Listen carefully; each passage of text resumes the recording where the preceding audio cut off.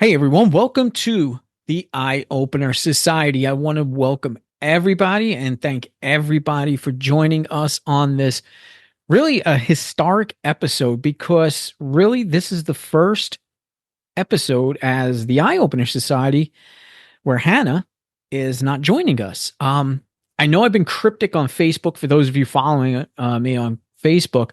I've been kind of cryptic. I was giving little kind of messages and hints and all that, behind the scenes, we are real people going through real life, going through real situations. And logistically, it gets difficult when, Hannah has a 2 year old and they went away kind of short notice on a vacation. And so they left, even though I had this show lined up, and it happens. But this is good. I have Brittany with me. Brittany, thank you for joining and being a host for tonight. Hi, everyone. Thank you, Gary, for having me back. Yeah, for sure. I appreciate you joining. And like I said, just standing in here. I just want to be 100% clear that Hannah is not gone forever. This is one show. We may lose her again at the end of the month because she's actually leaving the country to go on vacation. I'm the only one who doesn't go on vacation.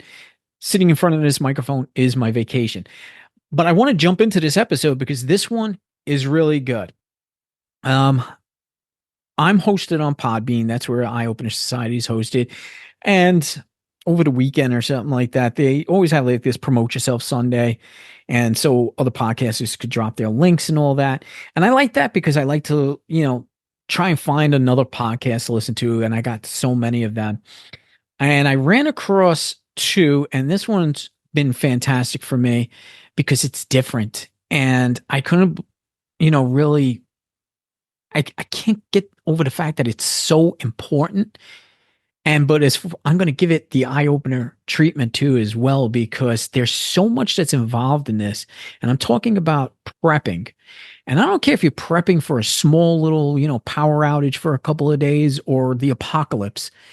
If you're not starting at some point and getting things in order, and I'm not just talking about storage of food and water. There is so much more to it. And it actually becomes almost a lifestyle that you have to do in order to be prepared. Today, we have Lynn Jordan. She has the podcast Urban Lady. I'm sorry. Lynn Jordan, why don't you jump on and introduce, and because you're going to do a much better job to it. Tell the audience everything about Urban Lady prepping and what's going on with that and where we can find you and all. Oh, hello. Thank you very much for having me on the show. And thank Brittany. And I'm sorry I didn't get a chance to hang with Hannah, but that'll come. But I love Brittany. Brittany has some great questions. But yes, my name is Lynn Jordan, and my podcast is Urban Lady Prepper. And it focuses on single moms and single females who live in urban areas and how to get them involved in prepping. So we're dealing with, maybe limited space, limited budget. So I just want to kind of coach them into getting involved and just being more prepared, like you said, from a small event, from a storm that may take out power to maybe she loses her job, or something cataclysmic happens, a disaster happens. So it's not just a budget thing or a space thing; it's also a mindset thing, which is why I think this is a good intersection with what you guys do at Eye Opener. But you can find me on Podbean. That's where we found each other. I'm also on Facebook, on the Bird app, on because it'll always be Twitter. And let's see, I'm also on Instagram, and it's all under Urban Lady Prepper. It's pretty consistent with that. And I do have a website, urbanladyprepper.com. That is where my blog is. Pretty much everything I do is based off of the blog. They're pretty they're concise. They're very easy to read, I believe. And I do cite the sources that I use to get the information. And I use that as a springboard for the podcast, where I expand on those different things and give some examples of how I experienced it, or how someone else may have experienced something that brings up a prepping issue. So that's pretty much, what I'm about, just trying to get the word out. As the weather is getting more extreme and we're having all these different social events, weather events. Again, the economy with the job thing is switching out, and AI, all these different things are happening. And I think that especially as women, we earn less. We have maybe a job that can be replaced by something else that we just need to have in our minds that if something should happen, can we at least be able to subsist for a certain period of time? And especially if we have kids, if we have pets, there's a lot. There's a lot. So if any way that I can help the ladies out there kind of get into that mindset and be more prepared, I think that that's great. But that being said, I think that the information I provide is for everyone. I think everyone can benefit, especially if you live in a city. There are some things that are particular to the ladies, but it could just apply to anybody. I mean, everybody needs to store water. Everyone needs to be prepared, to have some extra food around, an extra power source, maybe be a little more aware of the weather. So it can apply to everyone. Everyone is welcome. I know there's a lot of gatekeeping in prepping and a lot of extremism in prepping and all of that. So, I'm a very centered, very practical person. So I just keep things very non-political, very neutral to make it easy for everyone. Anyone that's listening that wants to get more information on prepping will not feel excluded or not feel that I'm not speaking to them. And that's important. When I spoke to you off the air here, I said I was always interested in prepping. I always tried reading a lot of books about it and all. But when I heard your show, I just didn't realize, because I was just looking at prepping as a whole. And I just didn't realize. And when you sit and think about it, single females, single males, people with disabilities, people with pets, people with children, it's going to be different for each person and how to do this. So let me start by asking you, Lynn, what actually started you in prepping, and when did you actually start prepping? Well, I grew up for the most part, in an apartment building in the city up in Queens, where I'm from. So we're both from New York. So yeah. New York. But I grew up in an apartment building, and it started with having water because our management had this great thing. They were great with their maintenance work. They would always take care of stuff. But the bad news is if they had to turn the water off, sometimes you knew about it in advance and sometimes you didn't. So you'd get up one morning to, wash your hands, take a shower, and you turn the faucet, nothing happens. Or you turn it on and you're like, ew, what's that? I'm not touching that. So we had a mean cola habit back in the day. I mean, we would polish off 2-liter sodas like it was nothing back then. So we got in the habit of cleaning them out and putting water in it. So anytime that we just weren't caught without water, on top of the fridge, we'd have it under the sink where all that dead space was. And if for some reason the water was out, or if there was some weird advisory going on, or if they're we're cleaning the pipes, sometimes they'll run water through the pipes. So don't touch it for a couple hours. We could just grab a bottle of water, boil it, or, just have it to use. So that was kind of prepping without really realizing if you're doing it. And then after I had gotten married, he was from the Army. So he was the guy that always had, he always had the extra key. He always had a pen. He always had, he always had the thing you need. And he was the MacGyver guy. So from him, I kind of got okay, what do you mean you don't have an extra key? Like, well, I don't. So he kind of got me in the habit of making sure I had those things. He always had the knife. He was the guy that had the little knife in his little pocket. He was that guy. So I got used to having those things on me because I just got really tired of going someplace and it's like, I'm locked out of this, or I don't have a pen, or I don't have a piece of paper, or why did I do something a certain way? Or why can't I address this right now? Why don't I have this tool? So I got more into doing that because of him. So it was just a very gradual thing. I didn't just wake up one day and go, wow, I'm just got to do this prepping thing. By the time I saw Doomsday Preppers and started hearing about prepping, I realized I was kind of doing it. My grandmother was from the Depression era. My first husband's parent was from the Depression era, and they always had food because they knew what it was like to not have food. So they always had extra food. And I kind of got in the habit too. I'm like, oh, well, I really don't feel like going to the store. Let me just reach in here and grab a can of tuna. And again, when I started getting more into prepping, it's like, well, I kind of am. And then it went from there when I started hearing all these different scenarios. And the big thing was finding out just how scarce fresh water really is. People don't realize it. But we do have a water issue. And we've gotten so accustomed to just turning on a faucet and having something come out. And it's a thing. We're draining our aquifers so fast. And when you first hear it, and again, this is way before conspiracy and social media was kind of a thing. So I started looking into it and I'm like, wow, okay, this is kind of a problem. And with the weather and with everything getting hotter and I can't be, I have to make sure that I have water or access to water that can be cleaned because it's a finite resource. So unless you're gathering rainwater or you're sitting on a well, and that started drawing me in more, just paying more attention to things like the water and what's going on with our food supply. Um, and you're like, wait a minute, those are the two most important things. We have food, water, food, and shelter. Yeah. And it just kind of grew from there.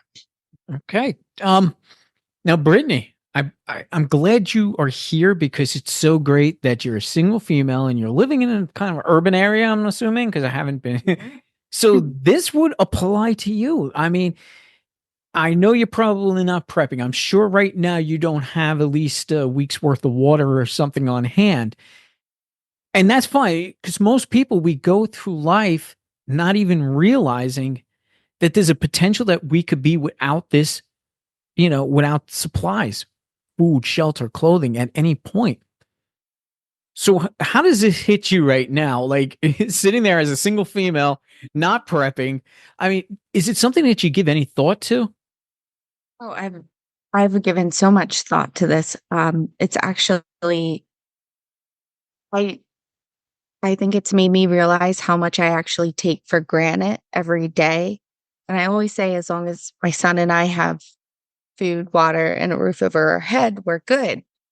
But just things like, as I was listening to your podcast, Lynn, I'm realizing like I lost power probably about 6 months ago. And it was out for about 14 hours. I had no flashlights. I had nothing to even be able to like support myself during the day. I had to go out to my car to charge my phone. So that prompted me to at least get like the flashlights first, extra batteries. I have bottles of water. I do have at least 2 gallons of water that are fresh water. But it also little power banks, things to help. So because if my phone goes out, I have no communication with anybody outside of my apartment complex. And we're in a very like urban area. So it's definitely made me start to think.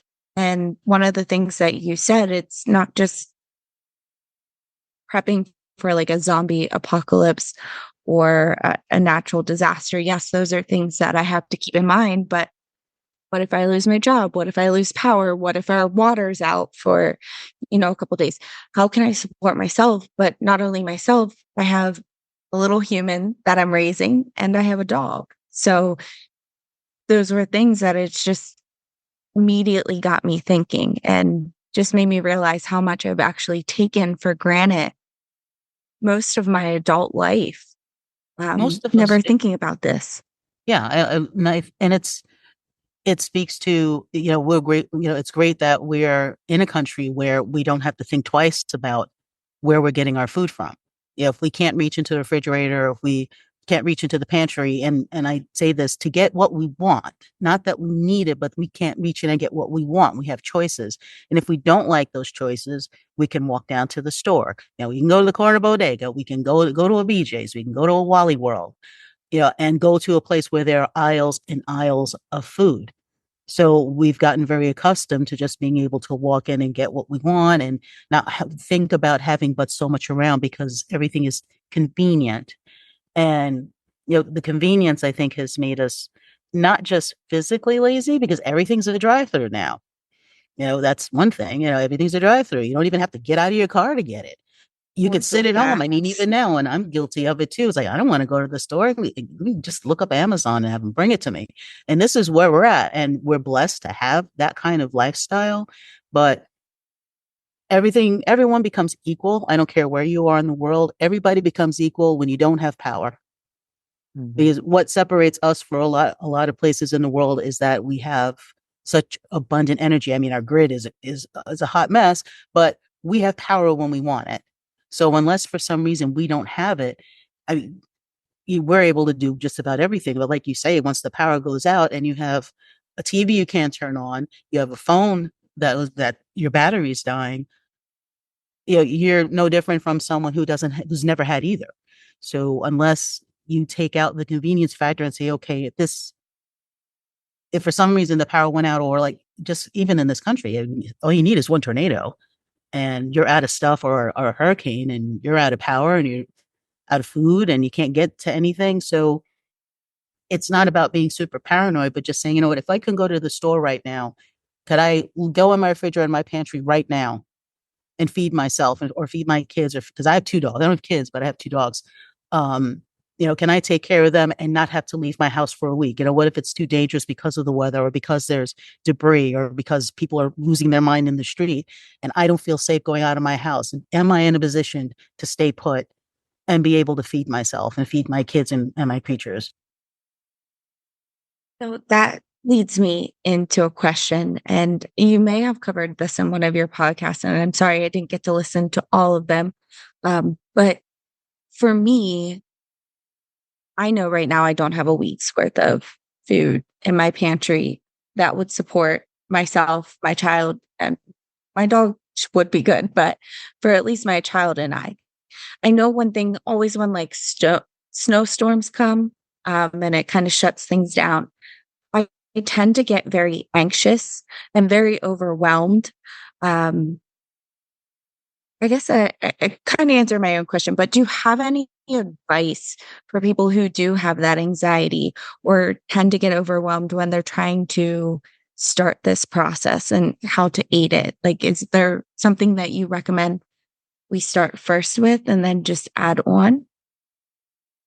Well, the most important thing definitely is water. If you have extra stored water, because you can survive longer with water than without food. Um, Usually when I'm one of those people, once you put me on the spot with figures, I lucky if I remember my name.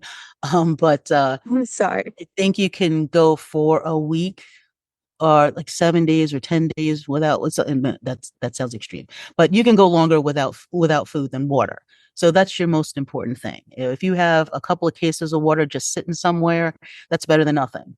This way, if you have water to drink, and that's the other people don't think about. If you don't have water, if your water's turned off for some reason, or like where I'm in Georgia, we had a couple of water main breaks, and either you had to boil your water or you didn't have any water.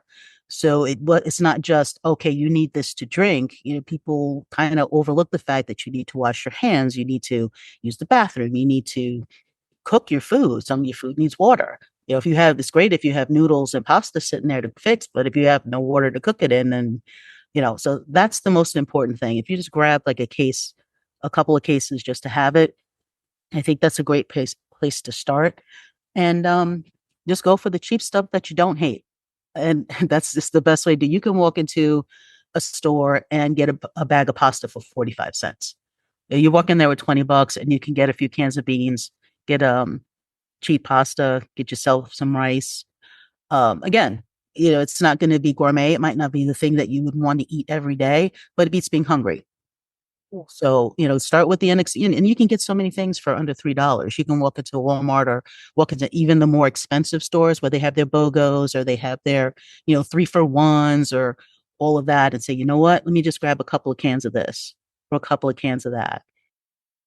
And I think that's the best place to start. This way you're not busting your budget. Just take that extra $10 and just buy those couple of staples, and you could just stick them in your pantry and have them. And I think that would make you, between the water and having that kind of food. And you said you already have flashlights, you have a power bank. That's the best place to start. You had also mentioned, as far as resources, one of your more recent episodes, you're saying like the dollar stores can be your best friend when it comes to prepping, because they do sell all those cheap flashlights and things of that sort that come in handy. And it's a great resource even for food. Now, while on our show, we always talk about the poisons in food, but all of that salt that's in those foods, it will last a lot longer on the shelf if you're buying it and storing it away. So, don't shy away from it just because, hey, this is not nutritious. It'll be the most nutritious thing you'll have at some point if you really are into prepping. And that's the only resource you have. So it's not a bad idea to stock up on things like that. Yeah, and as much as people talk about or nutritionists speak poorly about things like ramen noodles, oh yeah, absolutely horrible. I mean, you can't eat that every day. And I'm a salt person, and the sodium will kill you. You can't just eat all of that. But if you don't have any, they last forever, pretty much, as long as you keep things stored. Um, and it's food. The thing is when you're if you're anxious about a situation, if you're going through like a mini disaster or a mini shortage or a situation where maybe the power is going to be out for a while, um, you're not really worried about your palate as much as you're worried about eating. So in that case, you want something that has some sort, it might not have the most nutritious value, but you're looking for the calories, you're looking for that caloric density. You're looking for something that'll take the crease out of your stomach. So it's just like when your back is hurting and you can't think about anything else. It's worse when you're hungry.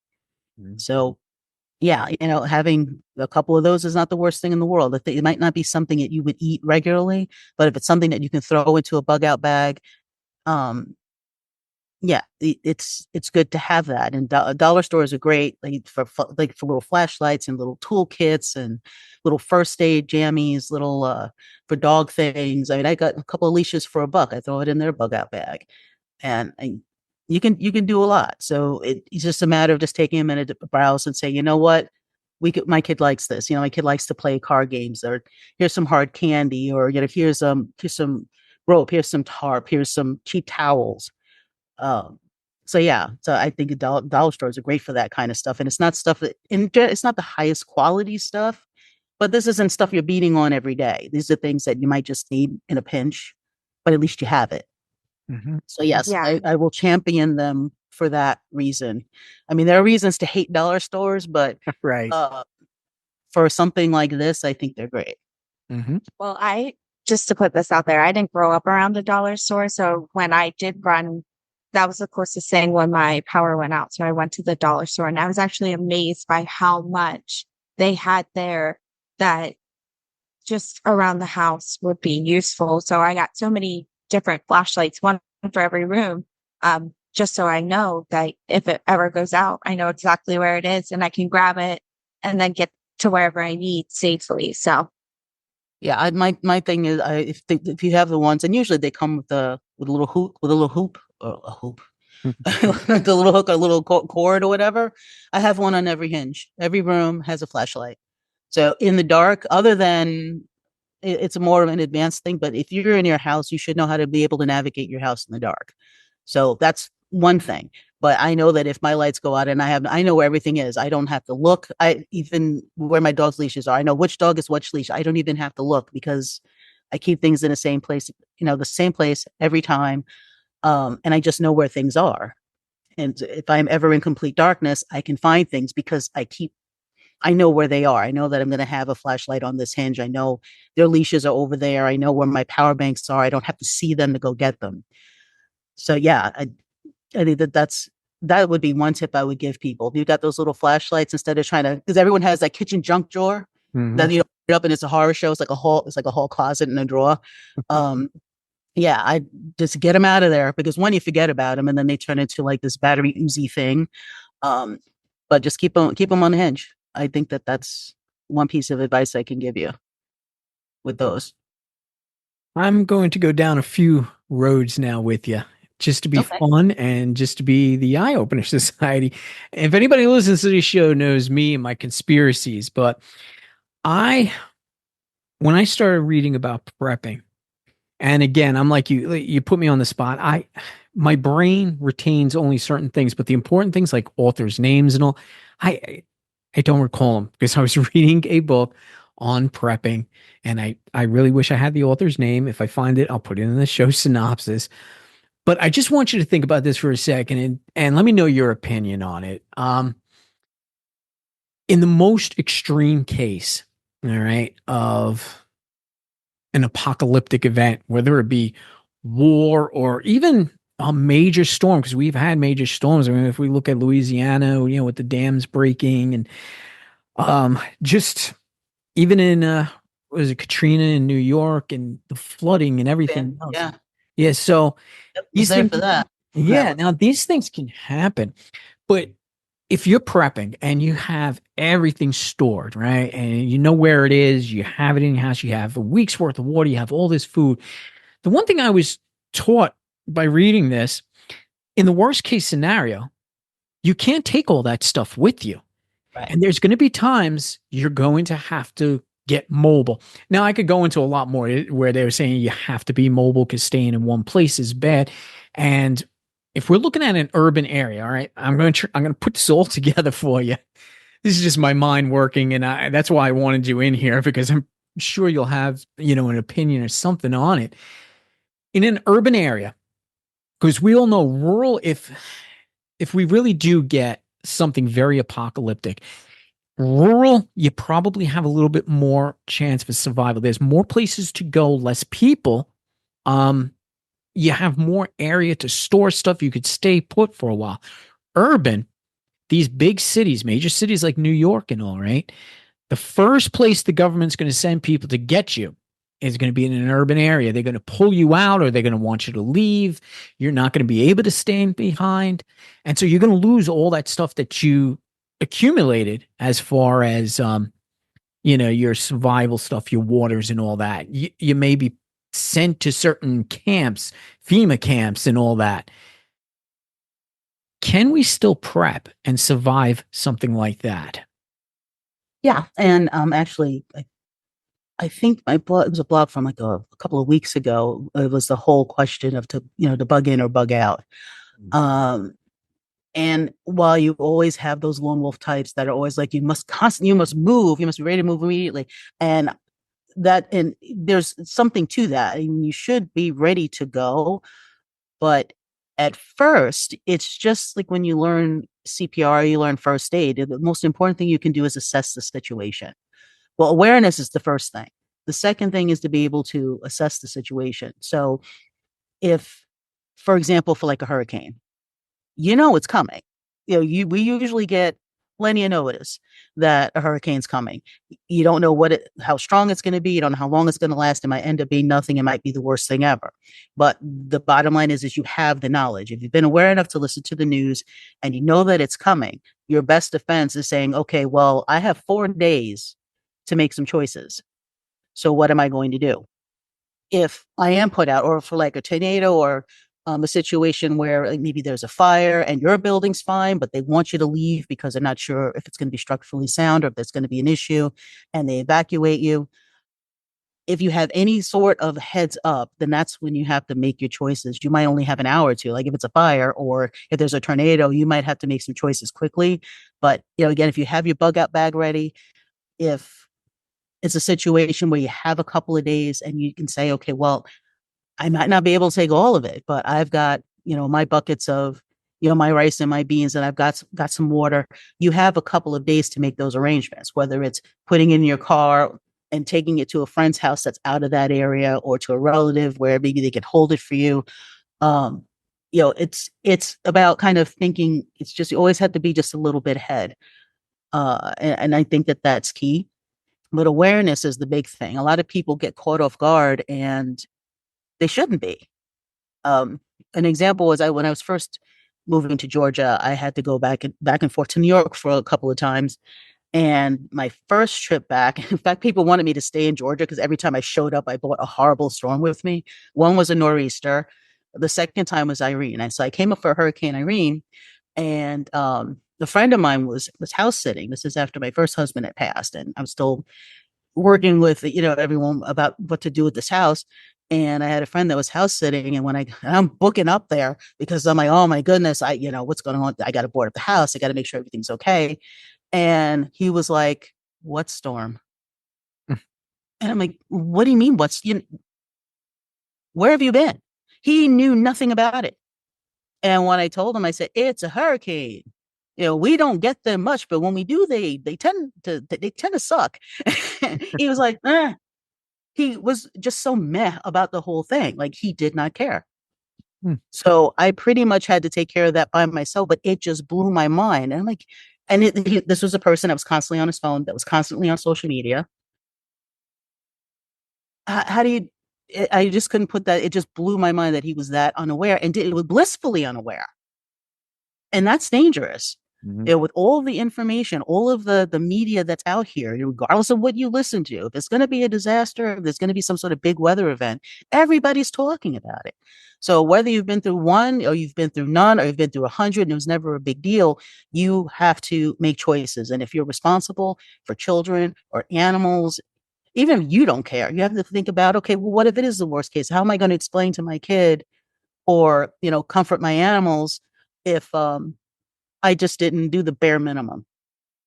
So it can at least, if someone says, yeah, a storm is coming, pay attention because you may have to get up and get out. So is your bug out bag ready? Can you make arrangements for the things that you stored already? Can you throw it in the car and go?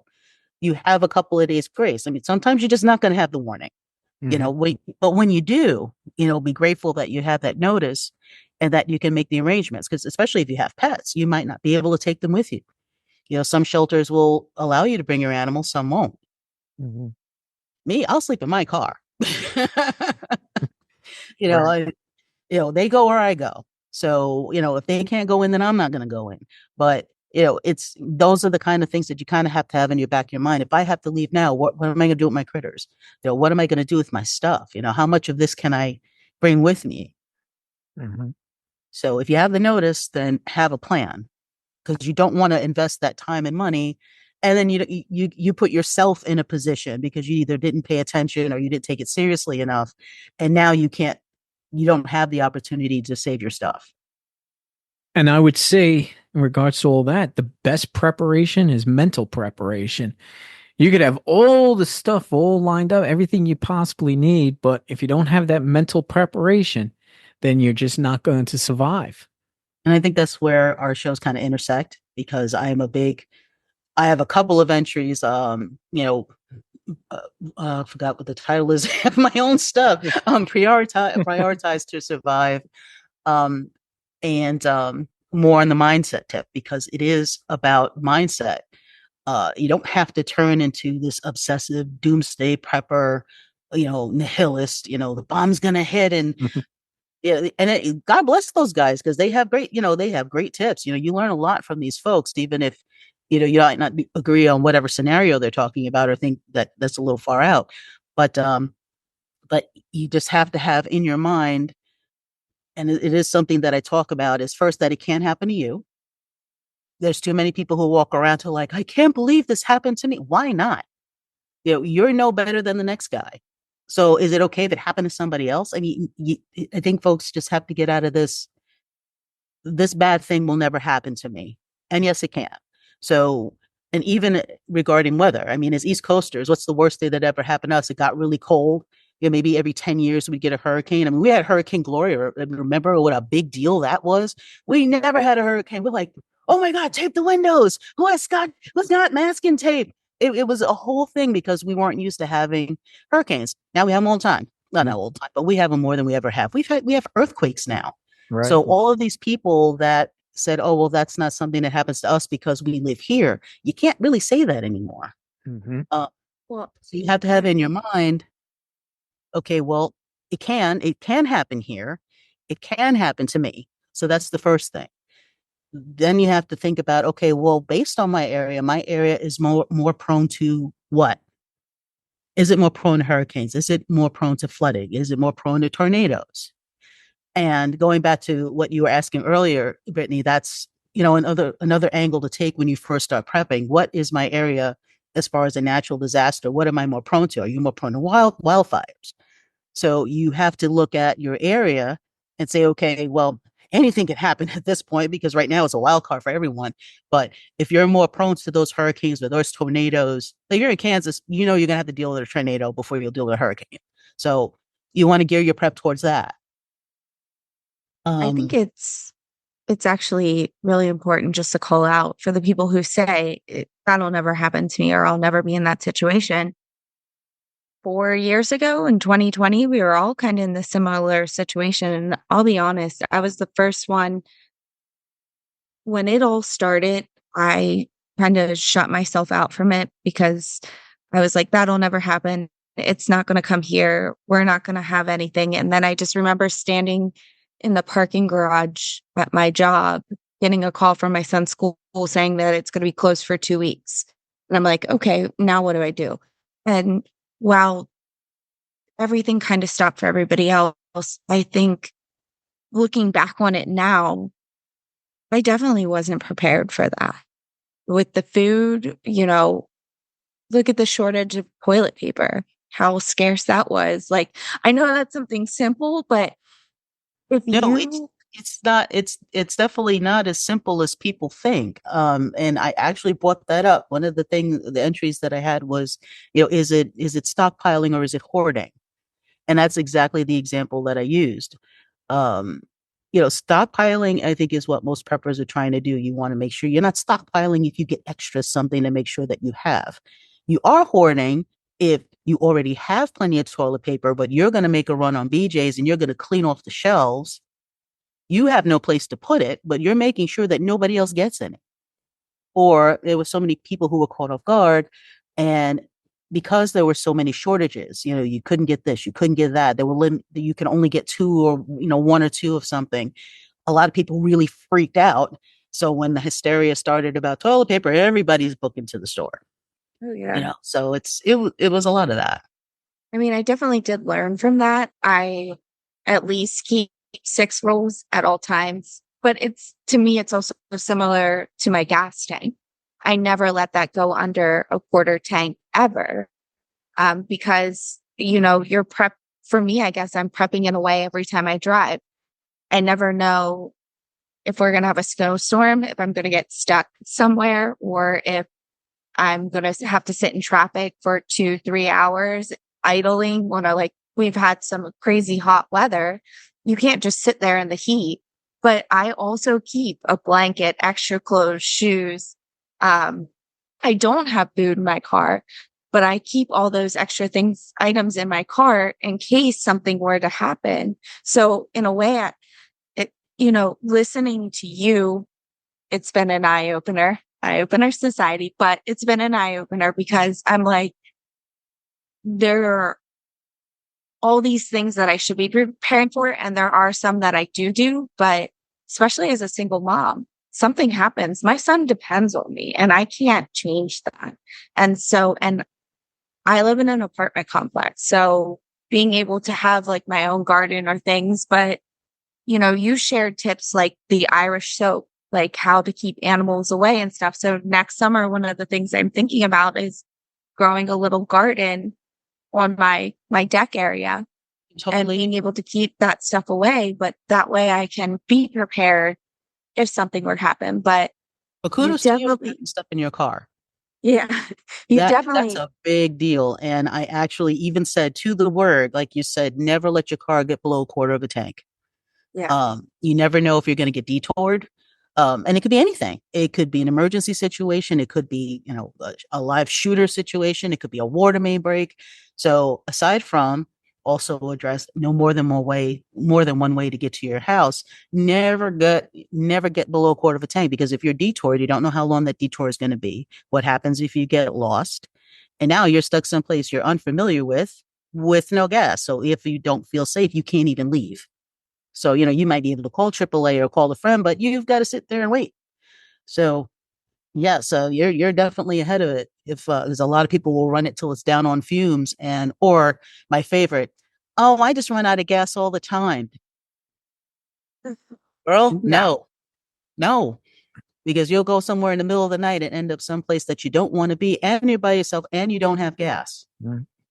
And Lynn, you spoke about this one of your recent, and I really like this, and it ties in with prepping, but it's, not exactly prepping, but for single females.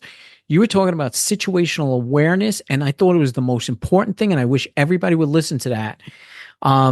It applies to, not just single females.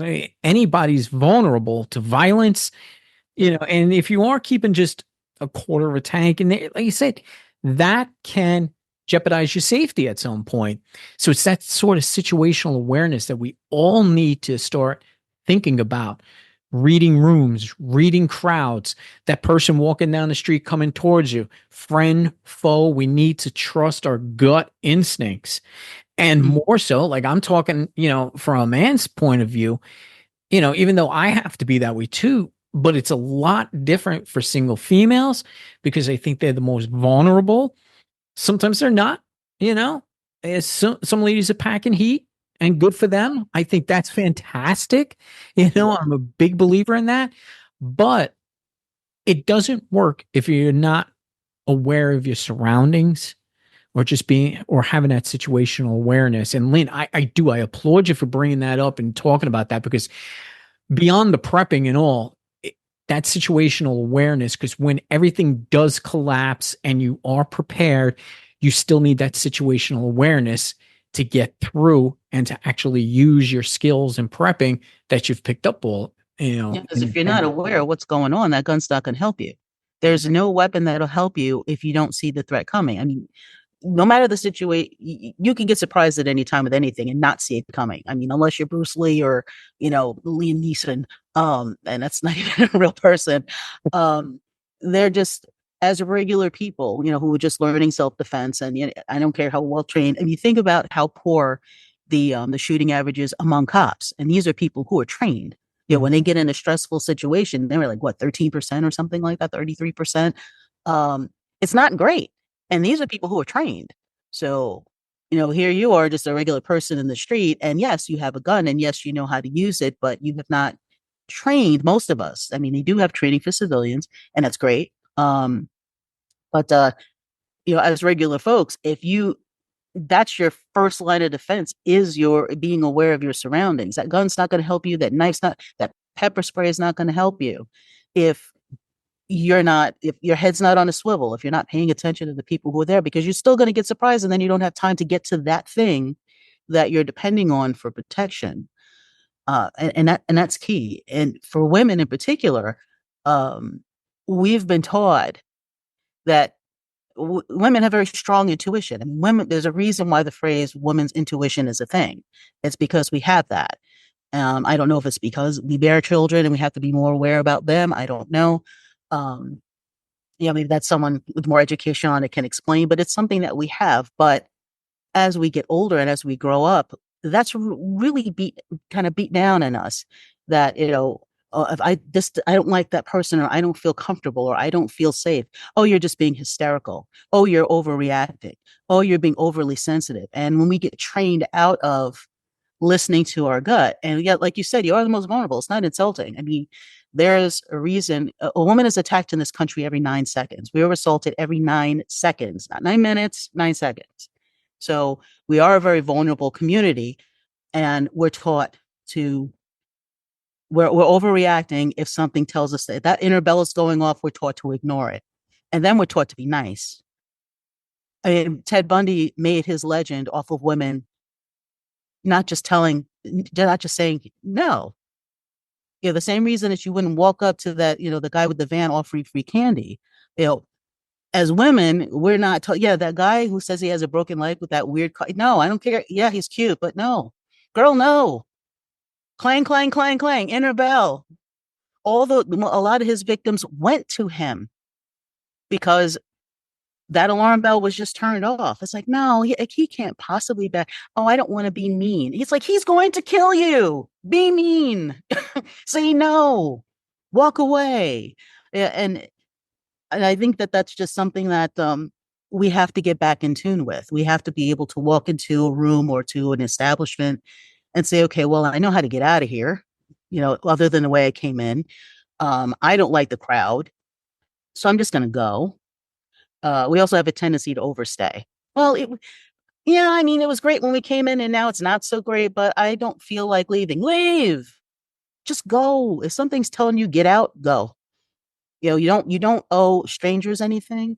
You really don't owe anybody anything. You have to take care of yourself. You have to keep yourself safe. And especially if you're traveling with children or you have animals in your care, you have to take care of yourself. And if something is telling you that something's off or something doesn't feel right, then heed that. And someone's just, if they're going to be offended, let them be offended. But a lot of times either people get it or they were a person who is justifying why you feel that way. And I think that's something specific to women that we have to reattune, if that's a word, that we have to get back in touch with and appreciate it, because that's our first, that's a built-in safety mechanism that we've been taught to kind of ignore or push or subdue, Suppress. suppress. Thank you. Yeah.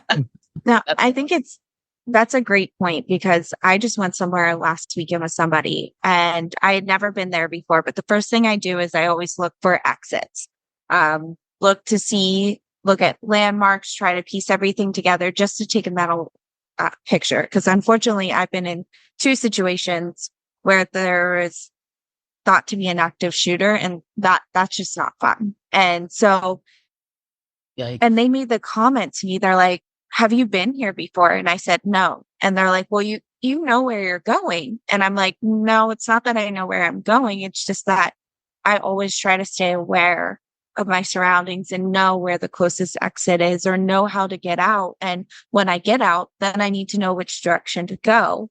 So to me, that's, I did let my guard down when I was married, because is the protector, but now I have that guard up, and I really don't want to let that down again, because it's so important in today's age, because you never know what's going to happen wherever you go. And I think that's natural. And I think as women, and again, I was married, you get, it's, and especially if you were the type of guy, like I said, my first husband, the Army guy, my second guy was a biker type guy, 6'3" with the big, beautiful smile. But oof, when he wasn't smiling, it's like, is that guy a killer? Is he going to hurt me? And he had a tough face, but hard gold. And and it was easy to kind of be more relaxed, because I'm like, anything pops off, he's totally got it. I don't have to sweat a thing. But especially these days, I think that you can have that sense of security and let him have that, and I think men enjoy that and enjoy being the protector. And I know that brings up issues for single dating women, which is a whole other thing, which of course I touched upon too. But it's good to let them feel that. You want to have that kind of dynamic where you're giving that other person what they need, and that makes a man feel good when he feels that he can protect his family. But there's so much going on now. I think it's more important for couples, regardless of what their situation is, that they have each other's back. Yeah, it's great to have that strong guy that's going to take care of everything, but I think everyone's head should be on a swivel, because he's not going to be able to see everything. So it's important for you to also be aware too. Just kind of always just keep your guard up, because there's so much coming at us in different angles and in different ways. And the more eyes you have on everything and the more aware you are of everything, it just helps the team. I always look at relationships as a partnership as opposed to a power dynamic. And I think having a partnership is more important than ever, because, well, if you're in a couple, chances are both of you are working. You're both trying to make the ends meet. You're both trying to find a way to take care of the kids and the different responsibilities. So even if you're in some sort of couple situation, it's just, I think it's more important to be a partnership, so that if you're prepping, or if you're just trying to at least ensure that as you're moving into the future, that you have some sort of security in all levels, that you need to work as a team. As a single person, I mean, you're doing it all. So it's definitely good to say, you know what, it's just me, and I need to definitely be more attuned to what's going on and pay attention to the people that are around me and where I'm going. And the fact that you are paying attention to the areas you're going into and knowing how to get out, and GPS, I mean, especially for women, is a godsend. It is nothing better than saying, you know what, I have no idea where the hell I am. Where's my GPS? Get me out of here. Yeah. Because I wrote in there, when I grew up in, you want to get lost? Brooklyn. If you don't know where you're going, get lost in Brooklyn, because there's no numbers. Mm-hmm. Queens is crazy, 112th Road, 112th Street, 112th Avenue. You get used to that. But Brooklyn, everything was a name. Mm-hmm. So unless you were from the area, you had no idea which way to go. It's like, okay, well, in Queens or any place else, it's like, all right, the numbers are going down, so I know eventually I'm going to end up over here. Then you go to Brooklyn, it's like, man, I don't even know. and this is pre-GPS, and I've gotten lost And I've been fortunate that I haven't had anything. I've had a couple of scary situations, but I think that, folks in general, I mean, bad things can happen to anybody when you get lost and you end up someplace you shouldn't be. But don't be scared of that GPS, explore those different routes in and out of an area, different ways to get to and from your house. We can do that more, in a safer manner now because of GPS. So I exploit that because I need to know how to get out of here. If there's a water main break or there's a detour, any sort of active shooting, there's some places where there's only one way in or out. I mean, there's definitely some places like that. But if you're fortunate enough to where there's different ways to get where you need to go, try them because you may have to use them. And you rather say, okay, I've been this way before, than go, oh man, I don't even know where I'm at. I don't know how to get to where I'm going. I don't know how to turn to get towards my house. Yeah, those are the things that make you anxious. So a little bit of preparation will definitely relieve the anxiety of traveling and not always knowing where you're going. Very good. Lynn, I want to thank you so much. Honestly, this has been a great conversation. I hope people take this to heart because, again, we are all vulnerable, every single one of us. Anything can happen at any time. You need to be prepared. So, again, everybody, if you remember Urban Lady Prepper, you could use urbanladyprepper.com, search for her on Facebook. I'm going to have all the links in the synopsis. Definitely follow Lynn, hear her podcast, and also check out her blogs too. If you're into reading, you do some great story writing. You really do. I got to say. Absolutely. So definitely check it out because outside of the prepping, she does regular blogs too, stories. And they're fantastic. And I want to thank you again for coming on the show. Brittany, I want to thank you for sitting in. And I also want to thank Hannah. Hannah, I miss you. I love you. I know you're not here with me, but this is a historical moment. I haven't had you, next to me for this show. But Brittany, you stood up and you came in, and I appreciate that so very much. Yes, and thank you. Thank you for having me. And thank you, Brittany, for your great questions. And thank you for both of you for listening, and I thank you for bringing me on the show and hopefully turning some other people onto what's going on and what I do. So I definitely appreciate being on. It's been great. Absolutely. So definitely check out Urban Lady Prepper. Again, urbanladyprepper.com. Find her on Facebook, find her on Podbean, find her on any of your listening platforms.